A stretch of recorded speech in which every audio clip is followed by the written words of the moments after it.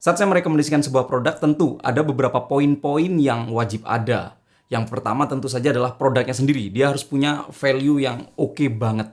Yang kedua adalah kalau misalnya ada faktor-faktor pendukung yang akhirnya membuat kita menjatuhkan pilihan, menurut saya itu adalah hal yang baik.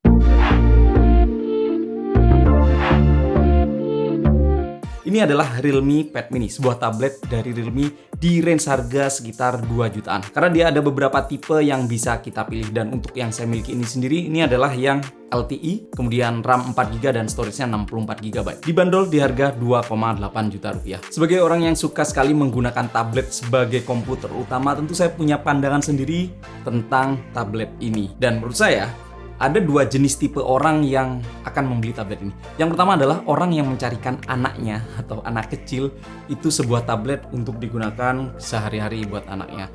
Dan yang kedua adalah orang yang memang nyari sebuah tablet hanya untuk iseng-iseng biar punya sebuah device gadget dengan layar yang cukup gede, lebih besar daripada handphone, tapi tidak sebesar layar komputer atau laptop. Ya, itu adalah dua tipe orang yang menurut saya akan membeli tablet ini. Sekilas mari kita intip spesifikasi dari tablet ini sendiri.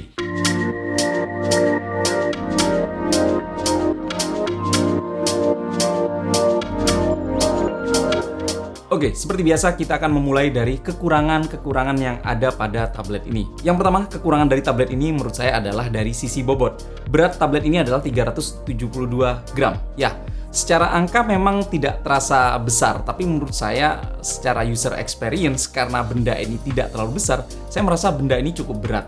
Dan ini menurut saya agak berbahaya jika digunakan oleh anak kecil. Buat kita orang dewasa, jelas nggak masalah. Tapi jika anak kecil memegang sebuah benda dengan bobot 372 gram, terus kemudian kejatuhan ke muka, ke perut, dan ke area tubuh yang lain, tentu itu juga akan jadi hal yang bahaya. Jadi itu harus ada catatan khusus. Menurut saya, penggunaan bahan metal adalah faktor utama kenapa benda ini jadi agak berat. Jadi kalau misalnya saya sendiri, saya lebih suka sebuah tablet berbahan plastik. Kalaupun misal Realme ingin sebuah tablet yang bisa digunakan dalam waktu yang lama, menurut saya nggak masalah sih pakai bahan plastik, toh dipakein casing juga kan. Oke, lanjut, kekurangan kedua menurut saya adalah letak port yang menurut saya tidak simetri. Ini agak aneh sekali. Contoh, Type-C. Bisa kalian lihat, posisi Type-C-nya itu nggak simetri banget dengan speaker dan yang lain. Seperti agak terlalu ke bawah gitu. Tapi nggak cuma itu. Port headphone jack juga seperti miss gitu loh. Posisinya tuh agak terlalu dekat ke bagian bawah. Kenapa nggak di bagian tengah sekalian atau dilurusin sama speaker sekalian? Dan ini menurut saya benar-benar aneh sih. Dan sudah, menurut saya dua poin itu adalah kekurangan dari tablet ini. Sisanya adalah kelebihan-kelebihannya. Saya akan bahas. Yang pertama, kelebihannya adalah performa. Saya tidak mengira bahwa performa tablet ini tidak mengecewakan. Secara penggunaan prosesor, dia menggunakan prosesor Unisoc T616. Jujur saya nggak pernah dengar nama prosesor itu ya. Memang saya tahu Unisoc, tapi untuk tipe T616 jarang banget ada di pasaran. Saya sempat skeptis bahwa tablet ini bakal lemot banget. Ternyata enggak. Ternyata surprisingly ini kerasa gegas dan enak banget digunakan untuk navigasi, pindah aplikasi, masuk keluar aplikasi. Walaupun tidak bisa dibandingkan dengan sebuah smartphone yang harganya 3 juta ke atas atau 5 juta, apalagi yang flagship. Bener-bener enggak. Sebagai bayangan, kalau misalnya kalian punya head unit di mobil yang bertipe Android, ini itu lebih mulus dibanding user experience swipe di Android yang ada di mobil-mobil kebanyakan. Ya, coba aja sendiri kalau nggak percaya. Yang kedua, kelebihannya adalah baterai. Secara angka dia punya kapasitas baterai 6400 mAh. Ternyata bisa mampu membawa tablet ini bertahan di screen on time sekitar 6-7 jam. Ngecharge juga menurut saya nggak terlalu lama-lama banget. Full 100% itu sekitar 1 jam 40 menit. Dan menurut saya kapasitas baterai 6400 bisa bertahan 6-7 jam. Mungkin faktor dari spesifikasi layarnya. Yang menurut saya kelebihan berikutnya adalah build quality. Secara berat, tadi saya katakan bahwa agak berat itu jadi kekurangan. Tapi secara bahan memang harus saya acungi jempol. Dia menggunakan bahan metal.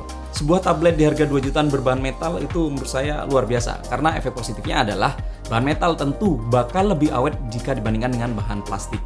Itu artinya kalau misalnya kita beli tablet ini tahun 2017 2022 akhir, Desember atau 2023 awal, bisa bertahan 2 tahun, 3 tahun masih masuk akal. Kelebihan yang keempat menurut saya adalah ukuran. Dia bener-bener portable dan enak banget digenggam, walaupun nggak tipis-tipis banget ya. Tapi karena ukurannya cuma 8,7 inch, itu akhirnya bisa kita gunakan hanya dengan satu tangan gini aja untuk orang dewasa, atau untuk anak-anak juga mereka bisa gunakan 2 tangan seperti ini juga enak banget masih. Nggak terlalu kerasa besar. Kelebihan kelima menurut saya adalah opsi tipe yang saya pilih adalah LTE. Itu adalah kelebihan karena akhirnya kita bisa menemukan slot SIM card pada tablet ini bertipe hybrid.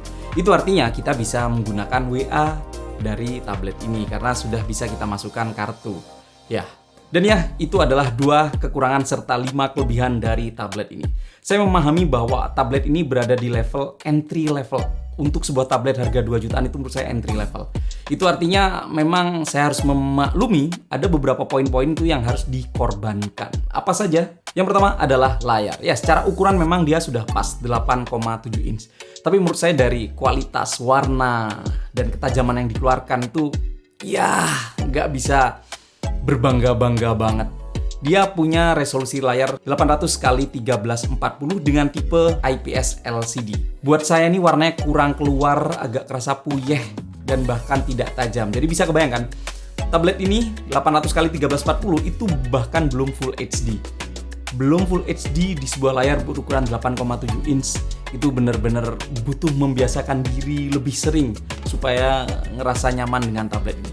Jadi kalau misalnya dibandingkan langsung dengan sebuah smartphone misal di harga 2-3 jutaan, jauh. Apalagi smartphone di harga tersebut sudah ada yang sudah menggunakan Super AMOLED bahkan layar refresh rate 90 Hz.